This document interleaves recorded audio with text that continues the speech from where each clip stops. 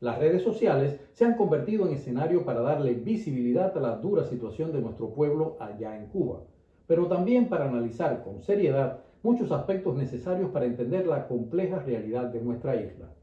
Uno de los proyectos más interesantes es Métele Coco, un programa que conecta a cubanos residentes en todas partes del mundo con cubanos de la isla, dispuestos a intercambiar criterios sobre muchos ámbitos y conflictos de la realidad cubana actual. Ese intercambio se hace vía WhatsApp y fue una idea nacida del antropólogo cubano Carlos Infante, radicado en Holanda. Por cierto, uno de los jóvenes intelectuales más lúcidos que conozco. En la última de esas charlas virtuales, a partir de la propuesta de Carlos, hablé sobre un tema que me preocupa mucho: los retos actuales que, en mi opinión, sobrepasan a la sociedad civil y a la oposición cubanas. ¿Cuáles son esos retos? Primero, la disparidad en el accionar estratégico de los diferentes sectores opositores, sean estos políticos o ciudadanos, ante una estrategia unificada de la dictadura, que pretende, por un lado, minimizar el efecto del disgusto opositor y social en sectores más amplios de la población, una táctica de alcance nacional; mantener a raya a la oposición organizada, una táctica de alcance nacional y extraterritorial allí donde se manifieste la oposición de cubanos en la diáspora; y evitar que legalmente se consolide en los organismos internacionales el criterio de que el pueblo cubano se manifiesta contra el gobierno, una táctica, como se ve, de alcance internacional. El resultado es muy claro: la oposición lanza palos de ciego contra el accionar organizado de la dictadura. Segundo, campaña de descrédito contra la oposición y sus líderes en la isla y la diáspora, sostenida en los medios masivos de información y en las instituciones oficiales, sumada al propio descrédito de la oposición, que no ha logrado establecer un programa efectivo de convencimiento de sectores más amplios del pueblo, pese a que, más que nunca, las condiciones objetivas de la vida económica, social y política en Cuba así lo permiten hoy.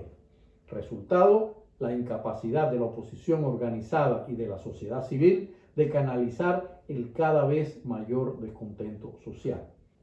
Tercero, recursos excesivos del gobierno en fortalecer su estructura de represión nacional e internacionalmente contra una falta de recursos de la oposición.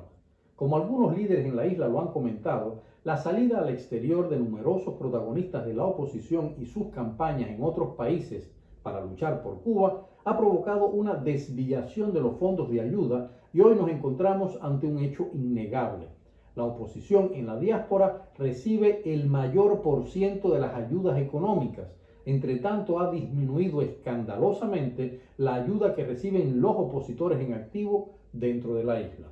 El resultado, ahí está: imposibilidad de gestión más amplia para establecer proyectos sociales y políticos alternativos en la isla; la concesión a la dictadura del pretexto propagandístico de que a la oposición fuera de la isla no le interesa el pueblo, pues vive del sufrimiento del pueblo cubano; el descrédito de la lucha cubana por la libertad en el exterior en organismos internacionales que entienden que, pese a los grandes recursos invertidos para la libertad de Cuba, los cubanos no han logrado nada con esa ayuda;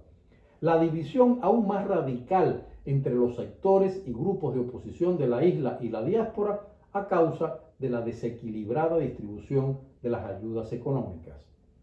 Cuarto, el caudillismo contra la formación de canteras políticas en la oposición de la isla y el exilio, que deriva en el protagonismo excesivo de líderes y en la prolongación del concepto de la necesidad de un caudillo o un mesías, en detrimento de crear una conciencia sobre el poder de la participación política democrática ampliada, apoyada por la independencia de los poderes del Estado como fundamento de la sociedad democrática a la que debemos aspirar. El resultado: el estancamiento del liderazgo de la oposición política, la eclosión y predominio del discurso de figuras mediáticas sin programa político de futuro, pero que esgrimen de modo abierto y con mucha inteligencia lo que el pueblo desea, que ganan protagonismo ante la falta de proyectos políticos y sociales que debían generar la oposición y la sociedad civil. Los éxitos de la táctica de la policía política y de la dictadura de generar una oposición consentida, supuestos líderes reformistas o proyectos opositores reformistas dentro del socialismo, entendido como el sistema de gobierno del castrismo. Quinto, exilio voluntario o forzado de las principales figuras de la oposición política o líderes ciudadanos descontentos. Nos vemos ante la realidad innegable de que en Cuba siguen luchando los grupos líderes de la oposición tradicional, muchos de esos grupos penetrados por la policía política y con casi nula credibilidad entre la población, mientras que la inmensa mayoría de los numerosos líderes jóvenes surgidos de los movimientos San Isidro, 27N, o el periodismo independiente y la oposición intelectual en Internet, que representaron una enorme esperanza de cambio, no han logrado sobreponerse a las estrategias de presión y represión contra ellos y han decidido salir al exilio, donde algunos se mantienen activos y serios en la lucha por la libertad de Cuba, hay que decirlo, pero otros parecen más bien figurones mediáticos concentrados en exhibirse, disfrutando de las mieles del capitalismo en las redes sociales. Sexto, falta de cultura política en la oposición. Lo que se ve son acciones aisladas, unilaterales y personalistas contra la dictadura y una casi absoluta ausencia de un programa político-social basado en cualquiera de las tendencias políticas existentes en el mundo. Incluso aquellos grupos que se hacen llamar partido tal cual en su accionar propagandístico y activo hacen evidente que no tienen mucha idea de lo que dicen representar. El resultado, las limitaciones en el análisis de la realidad social en la isla.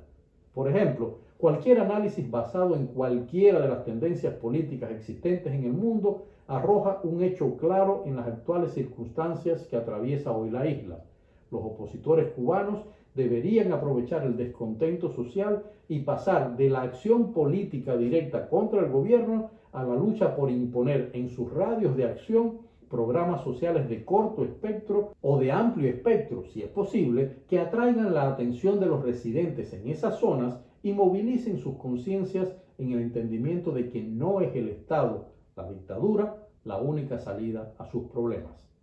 Y séptimo, divorcio entre la oposición política y la sociedad civil opositora. La experiencia histórica demuestra que en el caso de los regímenes totalitarios es esencial la estrecha vinculación de objetivos comunes entre estos dos sectores en dos rutas prioritarias: la movilización de la población para crear conciencia de la necesidad de su participación social en diversos proyectos raciales, de igualdad de género, de identidad sexual, etc., y el establecimiento de una estrategia común de cara a las estrategias del régimen en estos terrenos. El resultado también se ve. Los proyectos de la diversidad sexual, racial, de género, de defensa de los animales, etc., de la sociedad civil, resultan proyectos de accionar aislado, alcance limitado y protagonizados por muy pequeños sectores de la población, mayormente sin ninguna resonancia a nivel internacional, a veces ni siquiera nacional, contrariamente a lo que sucede en esos mismos ámbitos con los proyectos presentados por las instituciones gubernamentales. Si te ha gustado este video, suscríbete al canal, comparte con tus amigos en las redes sociales y activa la campanita de las notificaciones para que te avisemos cuando publiquemos un nuevo video. Muchas gracias.